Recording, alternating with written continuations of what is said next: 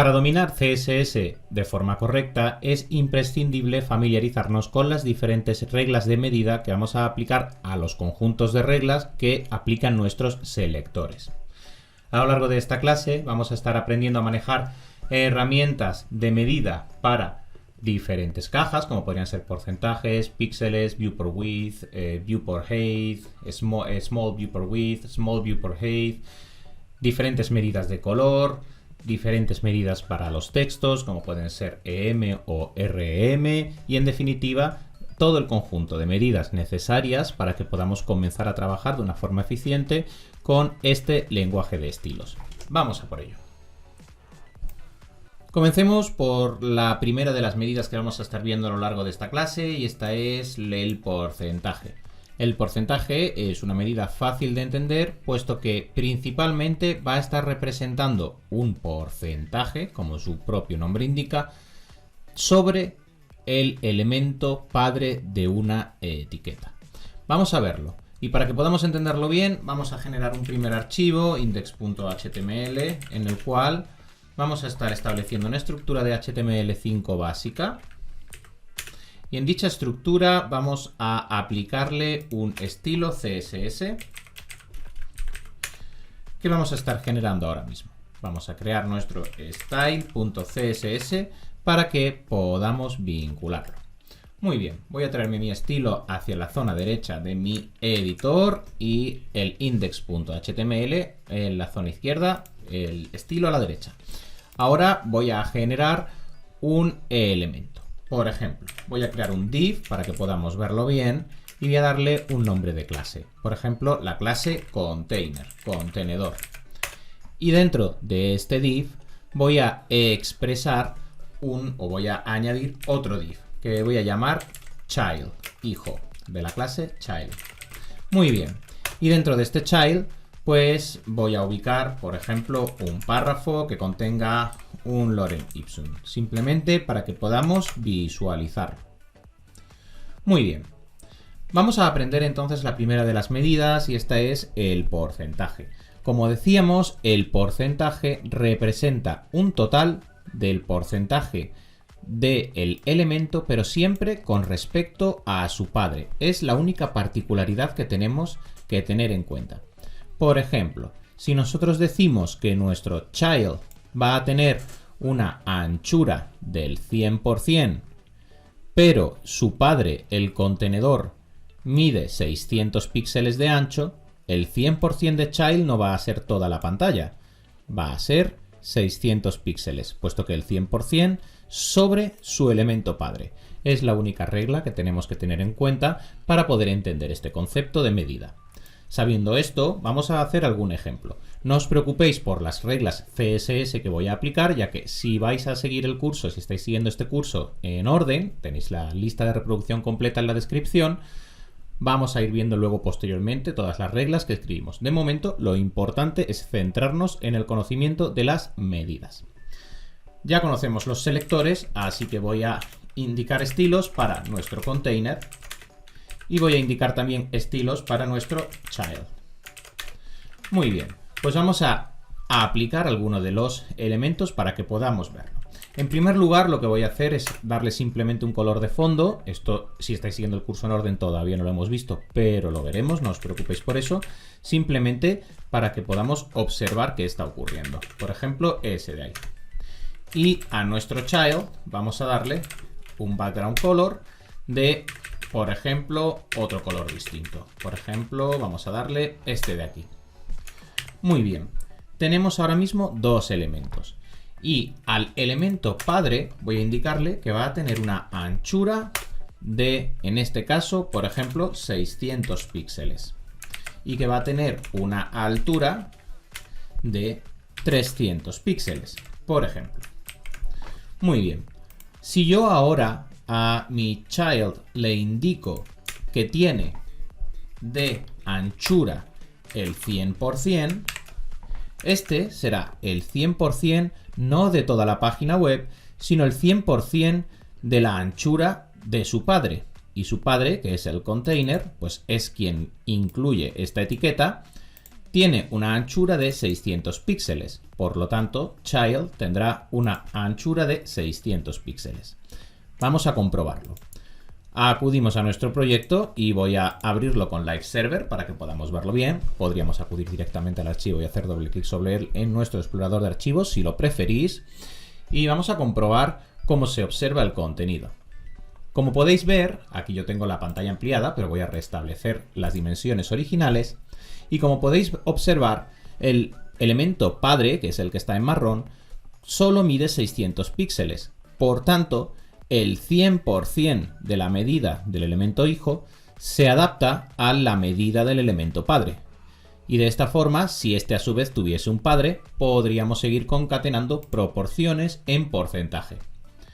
Así pues, si yo ahora indico que mi contenedor, en lugar de 600 píxeles, contiene 900 píxeles, pues la caja se verá mucho mayor, pero nuestro contenido no se va a ver modificado, es decir, el 100% va a continuar siendo el 100%, se va a ampliar en toda su extensión. De igual forma, si yo ahora, por ejemplo, indico que en lugar del 50% es el 50% su anchura, esta anchura pasará a ser siempre la mitad de su padre.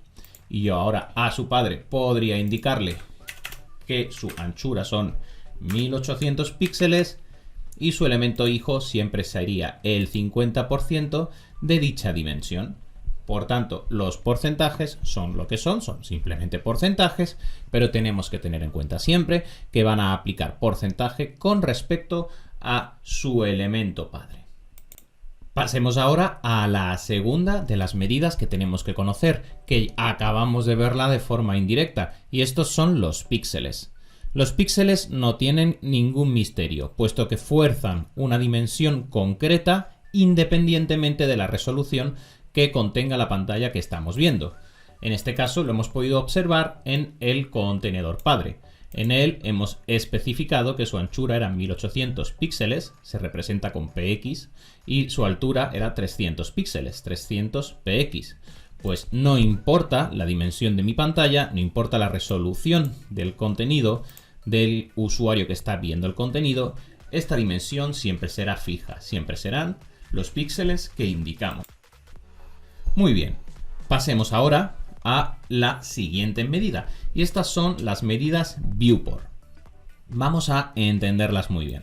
En primer lugar, lo que voy a hacer dentro de mi CSS para que no nos afecten a la hora de explicar el contenido es que voy a resetear todos los márgenes y paddings de todos los elementos a 0.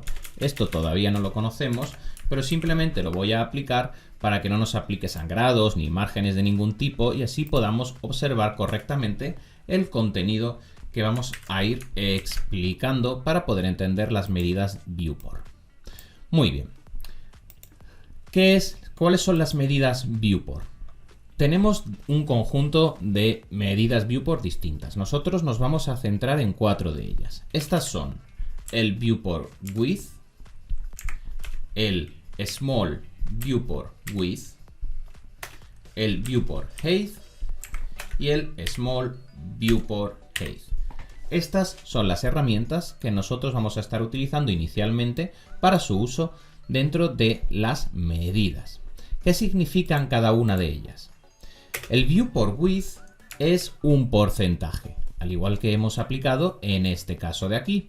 El ejemplo es el mismo, sigue siendo un porcentaje, pero a diferencia del porcentaje normal, el que expresamos con el símbolo del porcentaje, el viewport width siempre va a ser un porcentaje con respecto a la anchura total de la ventana del navegador.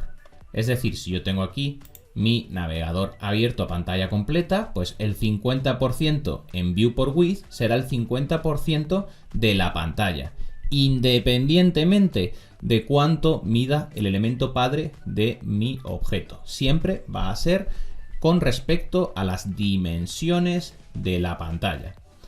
De igual forma, el viewport height o VH va a ser igual, pero con respecto a la altura de mi navegador. Es decir, dentro de la pantalla de navegación que estoy utilizando, va a ser el alto de la pantalla, independientemente de lo que mida el elemento padre del objeto que estoy estilando. De tal forma que, a diferencia del porcentaje, este porcentaje ya no es relativo a su padre, sino que va a ser absoluto a las medidas del navegador.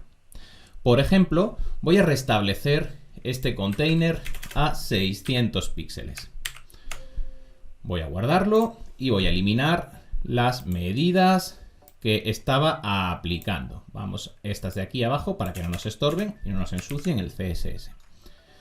Hemos restablecido la dimensión a 600 píxeles. Y ahora al contenedor hijo, en lugar de decirle que sea el 50%, que va a ser el 50% de 600 píxeles, voy a indicarle que va a ser el 50 VW, es decir, viewport width. Esto significa que su anchura va a ser el 50% de lo que mida nuestra ventana del navegador, independientemente de los 600 píxeles del container. Así pues, ahora podemos observar cómo el contenido del elemento hijo sigue estando expresado de forma porcentual, 50%, pero en este caso ignora las dimensiones de su elemento padre y hace un overflow, es decir, se sale del elemento padre para llegar a ocupar el 50% que hemos indicado. De igual forma, si nosotros expresásemos aquí un 100%, la anchura ya sería completa. Podemos observar que ahora se extiende hasta el final del navegador. Para el caso del viewport height es exactamente igual.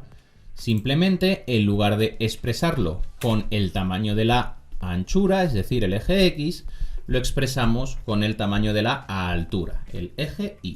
Por ejemplo, nosotros podríamos indicar que la altura de este elemento hijo va a ser 50 viewport height. Y de esta forma establecemos las dimensiones al 50% de la pantalla. Y podemos ver que ya es tan grande que colapsa, digamos, es decir, se muestra por encima de su elemento padre, que ya queda oculto tras el elemento hijo. Vamos a darle una dimensión más pequeña para que podamos observar que efectivamente es así, y podemos ver cómo ahora es el 10% de la altura y llega a desbordar a su elemento padre, puesto que no lo tiene en cuenta para expresar sus dimensiones. Muy bien, conocemos entonces viewport width y viewport height. Vamos a ver ahora dos particularidades de estas dimensiones, que son el small viewport width y el small viewport height. ¿En qué se diferencian el small viewport width y el small viewport height? Es decir, en lugar de la expresión VW o VH, SW, SVH. Muy sencillo.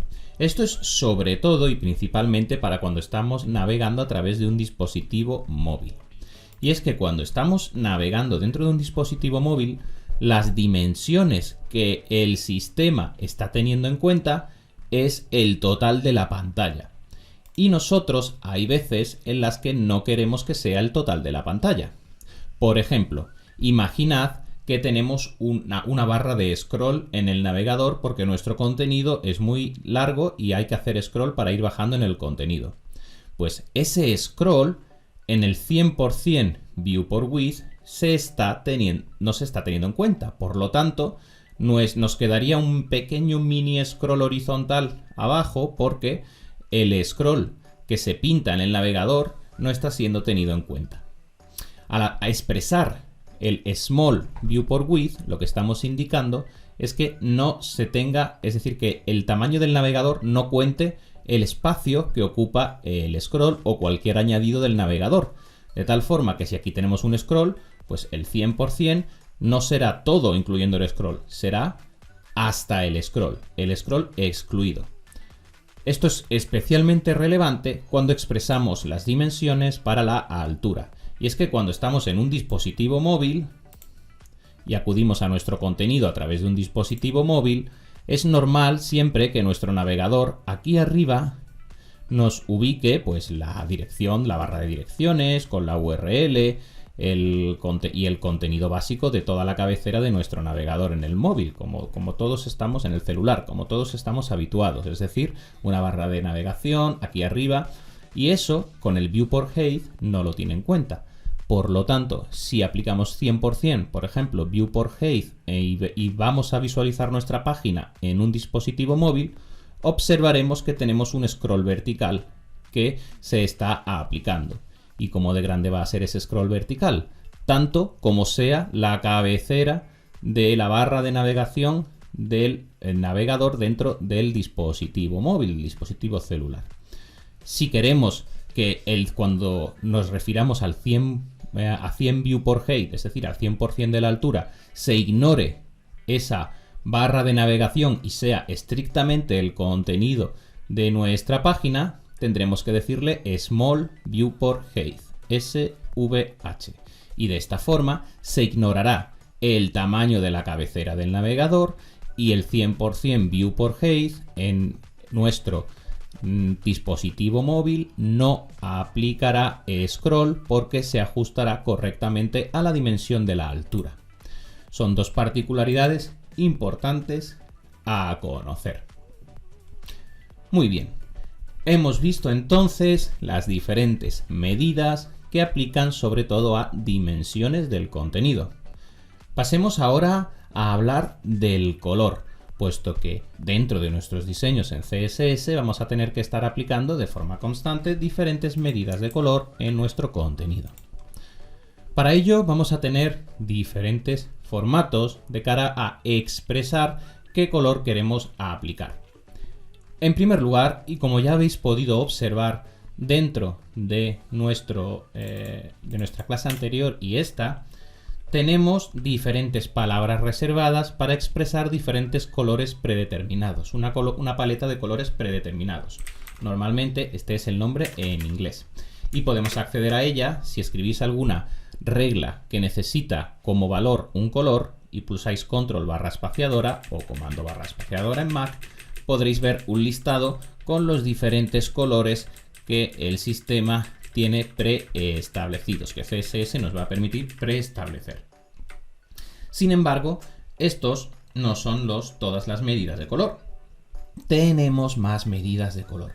Vamos a ver cómo podemos aplicarla, porque de hecho a nosotros lo habitual no va a ser acudir a un nombre reservado de color, sino que queramos expresar con detalle qué tipo de color queremos ubicar. Y vamos a comenzar por el primero de ellos, que es el expresar el valor en un código hexadecimal. Expresar el valor del color en un código hexadecimal es muy sencillo. Simplemente aplicamos el hashtag o almohadilla y escribimos el código hexadecimal del contenido, que habitualmente serán 6 dígitos. Al ser hexadecimal podrá ir de los valores desde el 0 hasta la F, es decir, 0, 1, 2, 3, 4, 5, 6, 7, 8, 9, A, B, C, D, E y F, para expresar el código del color. Los dos primeros dígitos serán el color R, el segundo será, es decir, rojo, el segundo será el equivalente al verde, G, green, y los dos últimos dígitos al azul, B de blue. Por tanto, podríamos estar expresando un color con un rojo de 28, por ejemplo, un tono verde de A1, por ejemplo, y un color azul de 7S7. Y el resultado es este color de aquí. Si estáis utilizando Visual Studio Code, cuando escribís cualquier tipo de color, si colocáis el ratón por encima del elemento, vais a poder observar que os sale un color picker. Y de esta forma vais a poder modificar el aspecto del color y vais a ver cómo el elemento va cambiando conforme vais haciendo la modificación correspondiente. Decir también que a nuestro código de color, a nuestro código hexadecimal, podemos añadirle también dos elementos más al final, dos números más, para expresar la opacidad, es decir, el alfa, el canal alfa, la opacidad de nuestro color. Evidentemente, nadie cuando va a aplicar un color en un sistema va a saber construir de una forma mecánica o de memoria cuál va a ser el código del color que quiere aplicar escribiendo directamente el código. Lo habitual es que nuestros compañeros de diseño nos faciliten el código de color que desean que apliquemos a cada uno de los elementos. No obstante, si nosotros estamos desarrollando y no conocemos muy bien cuál es el código de color para aplicar, siempre podemos, como hemos visto, escribir un color y modificarlo en el color picker de nuestro Visual Studio Code, o también podríamos instalar en nuestro navegador alguna extensión que nos permita conocer los códigos de color. Por ejemplo, en Chrome, que es el que estoy utilizando yo, vamos a acudir a las extensiones Chrome. Aquí la tenemos. Y dentro de la sección de la tienda de Chrome tenemos productos gratuitos, extensiones gratuitas de Color Picker. Si buscamos por aquí vamos a poder ver un montón de extensiones que utilizan Color Picker. Cualquiera de ellas nos valdría. Yo en mi caso tengo instalada una, la podéis observar, la tengo aquí. ¿Para qué nos sirven los Color Picker en el navegador? Muy sencillo. Si yo quiero, por ejemplo, hacer una construcción de una página y no entiendo muy bien qué tipo de colores quiero hacer, pero veo una combinación de colores que me gusta en cualquier otra página, yo podría acudir a mi Color Picker, a la extensión que he instalado, y a través del Color Picker digo elegir, muy bien, y selecciono mi Color Picker, le digo que quiero elegir un elemento y fijaos cómo se me muestra esta cruceta que me va a permitir ver el color que quiero seleccionar. Entonces, si yo, por ejemplo, veo esta página y digo me gusta este conjunto de colores, pues podemos venir con el Color Picker, seleccionamos, hacemos clic y fijaos cómo nos indica cuál es el código de ese color en el formato hexadecimal que estamos conociendo ahora y también en el formato RGB que veremos posteriormente. Ahora podríamos copiar ese código de color y aplicárselo a nuestro contenido. Ahora ya tenemos ese rojo en nuestra estructura. Muy bien, ya conocemos el formato básico de color con alfa y sin alfa en hexadecimal. El siguiente que nos podría interesar conocer es el formato RGB. El formato RGB lo que nos solicita es la construcción del color expresando cuánto de rojo hay en dicho color, cuánto de verde y cuánto de azul para que su combinación dé el resultado final. Los valores serán entre 0, que es la ausencia de dicho color, y 255, que es el total, el máximo de porcentaje de color en la composición del color. Así pues, si yo digo, por ejemplo, que va a tener un 200 de rojo, un 100 de verde y un 45 de azul, el color resultante es este.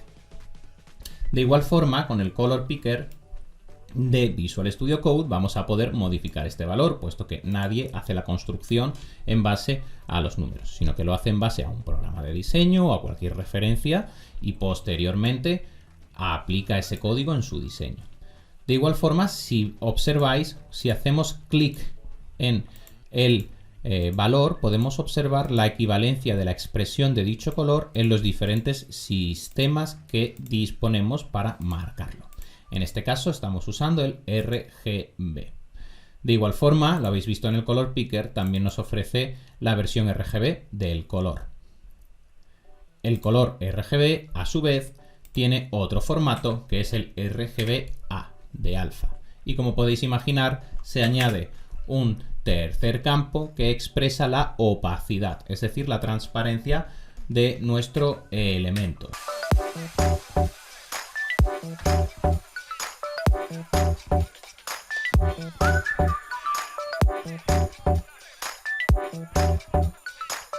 Muy bien, hemos visto entonces expresión de colores en RGB y RGBA, hemos visto expresión de colores en código hexadecimal y nos quedaría todavía por ver, al menos como expresión de color, el HSL, que lo veis por aquí, es esta expresión de aquí.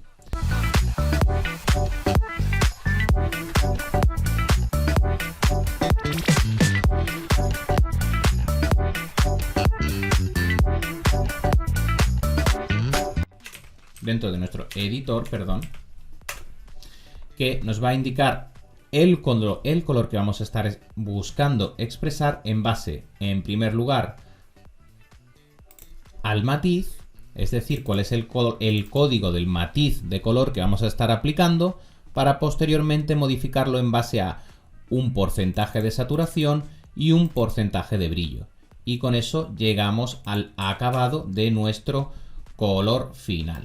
Por ejemplo, podríamos estar estableciendo el matiz 35 con un 25% de saturación y un 40% de brillo. Y este sería el color resultante.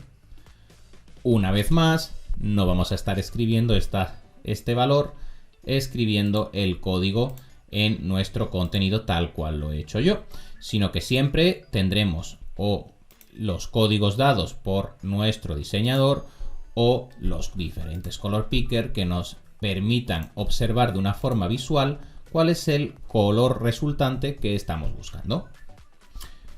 Muy bien, hemos visto entonces medidas de dimensión, hemos visto medidas de color y nos queda por conocer medidas de texto. Y es que el tamaño de los textos y el tamaño de las cajas también se puede expresar de una forma estricta, como hemos realizado nosotros, por ejemplo a través de los píxeles, pero también podemos hacerlo de una forma relativa. Y para ello tenemos EM y REM. Vamos a eliminar esto de aquí y vamos a ubicar EM, que es una de las medidas que vamos a estar aprendiendo, y REM. ¿A qué nos referimos con EM? Pues EM tiene como referencia el tamaño de la fuente del elemento en el cual se aplica. Ahora lo veremos con un ejemplo para que lo entendamos bien, pero es muy sencillo. Si yo tengo, por ejemplo, un selector que tiene un font size, vamos a hacerlo por ejemplo con container rápidamente para que quede bien asentado. Y yo tengo un tamaño de fuente, ya veremos las reglas posteriormente, insisto, de 18 píxeles, por ejemplo, pues cualquier expresión que yo realice dentro de este selector con EM se va a referir a 18 píxeles. Si yo ahora, por ejemplo, quiero darle un margen, por decirlo, por expresar algún valor, un margen, un padding, lo que sea, de, por ejemplo, un EM, a lo que me estoy refiriendo es que el margen de este elemento va a ser 18 píxeles. Si digo que va a ser 2 EM, pues será 2 por 18 de margen. Si le digo 1.5 EM, pues será 18 por 1.5, es decir, 18 píxeles, el doble, 3 veces. De esta forma podemos expresar otras medidas de nuestro selector en base a lo que mide el tamaño de la fuente de dicho elemento. De igual forma tenemos rem en lugar de EM.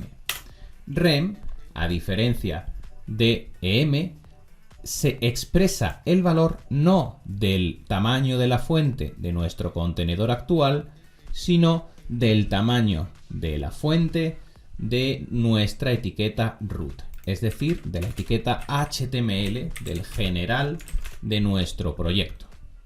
Nosotros podríamos tener, por ejemplo, si nuestro proyecto en general, la HTML, la etiqueta root, la principal, contiene, por ejemplo, una estructura con un font size, un tamaño de fuente de, en este caso, por ejemplo, 50 píxeles, pues el margen del contenedor será 50 por 3.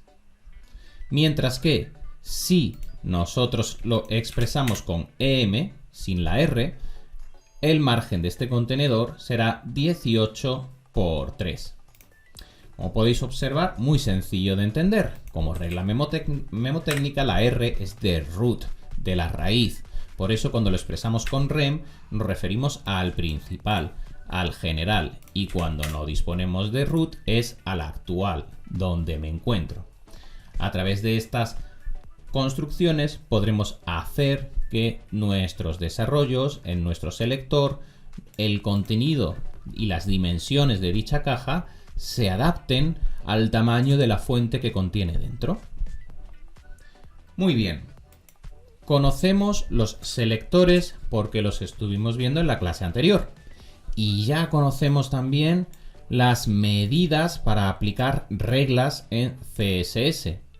Sin embargo, todavía no conocemos las reglas. No conocemos qué es este font size, aunque podemos imaginarlo, o este margin, aunque podemos imaginarlo, o el background color, o cualquiera de las otras reglas que hemos estado expresando a lo largo de esta clase. Pero lo importante para nosotros en este punto es conocer muy bien los selectores y conocer muy bien las medidas para que cuando comencemos a avanzar y empecemos a conocer las reglas, sepamos a qué elementos se la queremos aplicar de forma exacta y qué valores vamos a querer darle a cada una de dichas reglas. Muy bien, tenemos otro concepto fundamental aplicado y continuamos.